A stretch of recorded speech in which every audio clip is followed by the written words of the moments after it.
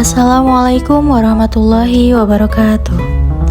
Perkenalkan, saya Cempaka Citra Haidi dengan NIM 1325122 dari kelas M233A, Program Studi Pendidikan Guru Sekolah Dasar Universitas Pelita Bangsa. Pada video kali ini, saya akan membahas hasil observasi mengenai komunikasi pendidikan di sekolah dasar.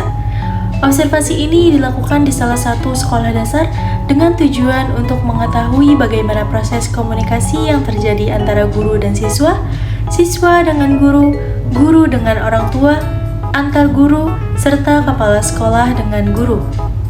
Komunikasi merupakan salah satu faktor penting dalam dunia pendidikan. Proses pembelajaran tidak hanya bergantung pada materi yang disampaikan, tetapi juga pada bagaimana pesan tersebut dapat diterima, dipahami, dan direspons dengan baik oleh peserta didik. Oleh karena itu, komunikasi yang efektif menjadi kunci dalam menciptakan pembelajaran yang nyaman dan bermakna. Melalui video ini, saya akan menjelaskan hasil observasi, menganalisisnya berdasarkan teori komunikasi pendidikan.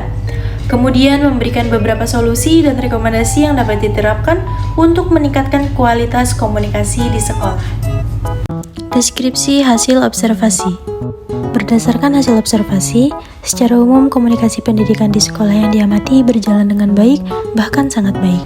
Pertama, pada komunikasi antara guru dengan siswa, guru mampu menyampaikan materi secara jelas, sistematis, dan menggunakan bahasa yang mudah dipahami oleh siswa kelas 1. Guru juga menyesuaikan bahasa dengan tingkat perkembangan anak, sehingga materi menjadi lebih mudah diterima.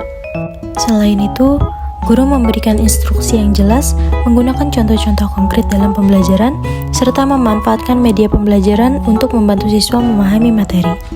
Guru juga memberikan motivasi belajar dan penguatan positif, sehingga siswa menjadi lebih percaya diri selama mengikuti pembelajaran. Kedua, komunikasi dari siswa kepada guru juga menunjukkan hasil yang positif. Siswa aktif menjawab pertanyaan, berani menyampaikan pendapat, serta bertanya ketika belum memahami materi. Mereka juga mampu mengikuti instruksi guru dengan baik, menghormati guru, dan menggunakan bahasa yang sopan selama proses pembelajaran berlangsung. Hal ini menunjukkan bahwa komunikasi yang terjadi bersifat dua arah, sehingga pembelajaran menjadi lebih interaktif. Selanjutnya, komunikasi antara guru dengan orang tua juga berjalan dengan baik. Guru menyampaikan informasi mengenai perkembangan belajar siswa secara jelas, menggunakan media komunikasi seperti WhatsApp atau buku penghubung, serta menjaga etika komunikasi yang profesional. Guru juga terbuka terhadap pertanyaan dari orang tua dan memberikan solusi apabila terdapat kendala yang dialami siswa. Pada komunikasi antar guru, terlihat adanya kerjasama yang baik dalam berbagi informasi mengenai peserta didik maupun proses pembelajaran. Para guru saling berdiskusi, memberikan masukan, serta bekerja sama dalam menyelesaikan berbagai permasalahan yang muncul di sekolah. Selain itu, komunikasi antara kepala sekolah dengan guru juga berlangsung secara efektif. Kepala sekolah memberikan arahan yang jelas, transparan, memberikan motivasi, evaluasi, serta terbuka terhadap masukan dari guru, sehingga tercipta hubungan kerja yang harmonis. Hal menarik yang ditemukan selama observasi adalah adanya kegiatan rutin bernama Kabayan atau Komunitas Belajar Al-Bayani yang dilaksanakan setiap hari Jumat. Kegiatan ini menjadi wadah bagi para guru untuk berdiskusi, saling berbagi pengalaman, melakukan evaluasi pembelajaran, serta mencari solusi terhadap berbagai permasalahan yang dihadapi sekolah. Analisis berdasarkan teori komunikasi pendidikan. Jika dikaitkan dengan teori komunikasi pendidikan, hasil observasi menunjukkan bahwa sekolah telah menerapkan komunikasi dua arah atau komunikasi interaktif.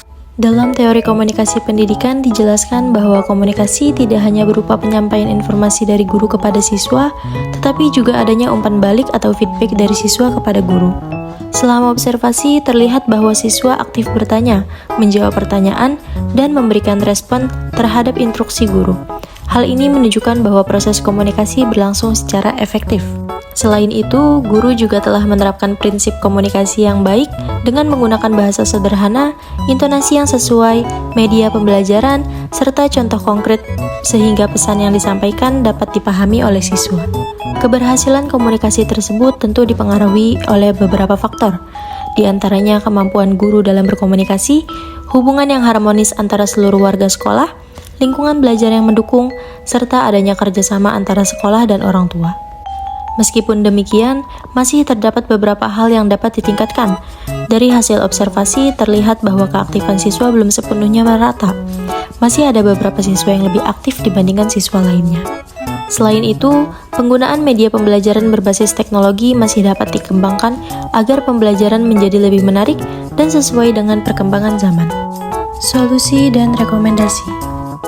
Berdasarkan hasil observasi dan analisis tersebut, terdapat beberapa rekomendasi yang dapat dilakukan. Pertama, guru dapat memberikan kesempatan yang sama kepada seluruh siswa untuk bertanya maupun mengemukakan pendapat sehingga keaktifan siswa menjadi lebih merata. Kedua, guru dapat memanfaatkan media pembelajaran yang lebih variatif, misalnya menggunakan video edukasi, permainan interaktif, maupun media digital agar pembelajaran menjadi lebih menarik. Ketiga, komunikasi dengan orang tua perlu dilakukan secara berkala, tidak hanya ketika terdapat permasalahan, tetapi juga untuk menyampaikan perkembangan positif yang dicapai oleh siswa. Keempat, sekolah dapat terus melaksanakan kegiatan refleksi dan evaluasi komunikasi, seperti kegiatan kabayan, sehingga kualitas komunikasi antar guru maupun dengan kepala sekolah tetap terjaga. Terakhir, budaya komunikasi yang terbuka perlu terus dipertahankan, karena dapat mendorong munculnya berbagai inovasi serta solusi terhadap permasalahan pendidikan. Penutup. Berdasarkan hasil observasi, dapat disimpulkan bahwa komunikasi pendidikan di sekolah yang diamati telah berjalan dengan baik. Hubungan komunikasi antara guru, siswa, orang tua, kepala sekolah, maupun antar guru menunjukkan adanya penyampaian pesan yang jelas, sikap saling menghargai, serta komunikasi dua arah yang efektif. Komunikasi yang baik akan menciptakan lingkungan belajar yang nyaman, meningkatkan motivasi belajar siswa, serta mendukung tercapainya tujuan pendidikan secara optimal.